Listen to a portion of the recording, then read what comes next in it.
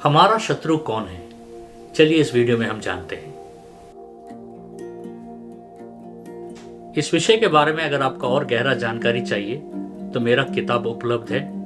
किताब का लिंक नीचे डिस्क्रिप्शन में दिया गया है, वहां से आप किताब का लाभ उठा सकते हैं। सबसे पहले हमें समझना है कि हमारा शत्रु कौन है। अगर हम अपना शत्रु कौन है नहीं समझेंगे, गलत दिशा और गलत शत्रु से हम लड़ेंगे।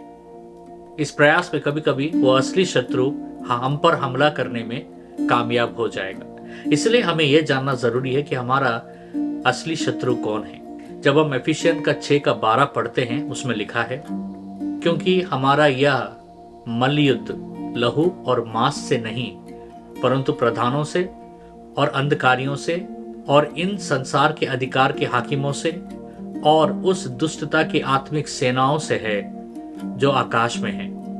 तो बाइबल के इस वचन से हमें पता चलता है कि हमारा शत्रु इंसान नहीं है, यानी हमारा पत्नी या पति या बच्चे या हमारे पड़ोसी, ये हमारे शत्रु नहीं है।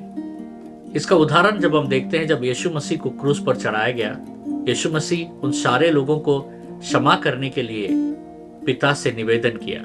और हम स्टेफनुस के बारे में पढ़ते हैं, जो नए नियम में लोगों ने उसे पत्थर मारकर मारा था। जब वो मरने से पहले उसने ये दुआ किया कि जितने लोग उसको मार रहे हैं, परमेश्वर उनको क्षमा कीजिए। और एक उदाहरण हम देखते हैं पौलुस और सिलास का। पौलुस और सिलास जब बंदी गृह में डाल दिए गए थे और उनको मारा गया था, तो वो परमेश्वर के गीत और भजन गाने लगे और एक बहुत बड़ा भूकंप आया और देवदूत आया और वो बंदी गृह से भागे नहीं, बल्कि जिस जेलर ने उनको सताया उसको वो सुसमाचार दिए और उसके द्वारा उसके और उसके पूरा परिवार उद्धार पाया।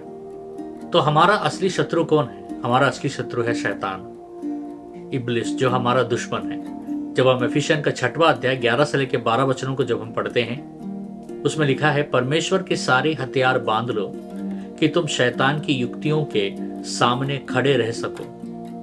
जब हम पहला पतरस 5:8 में जब हम पढ़ते हैं, तो उसमें लिखा है, सचेत हो और जागते रहो, क्योंकि तुम्हारा विरोधी शैतान गरजने वाले सींग की नाई इस खोज में रहता है कि किसको फाड़ खाए। तो हमारा शत्रु शैतान और उसकी दुष्ट आत्माएं हैं, जो लगातार हमारे व्यक्तिगत जीवन में, विवाहित जीवन में और आर्थिक जीवन में बाधाएं डालती हैं और हम पर विरोध करते हैं। यहां तक कि उनका विरोध नहीं रुकता है, हमारे विश्वास के यात्रा में परमेश्वर में बढ़ना भी उसको पसंद नहीं है और वो हमारे विश्वास के यात्रा को हर प्रकार से रोकने का प्रयास करेगा। इसलिए बाइबल कहता है कि हमारा जो शत्रु शैतान है, उससे संभाल के रहना है, सतर्क रहना है। और कैसे हम सतर्क रह सकते हैं?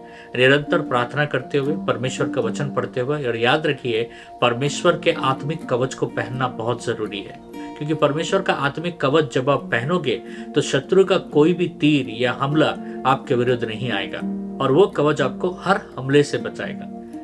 अंत में एक बात याद रखिएगा कि शत्रु से बलवंत है हमारा परमेश्वर, और हमारा परमेश्वर का अनुग्रह हमेशा हमारे चारों ओर घिरा रहता है। इसलिए हमें परमेश्वर पर और उसके अनुग्रह पर भरोसा रखना है। परमेश्वर हमें बचाने में सामर्थ्य योग्य है।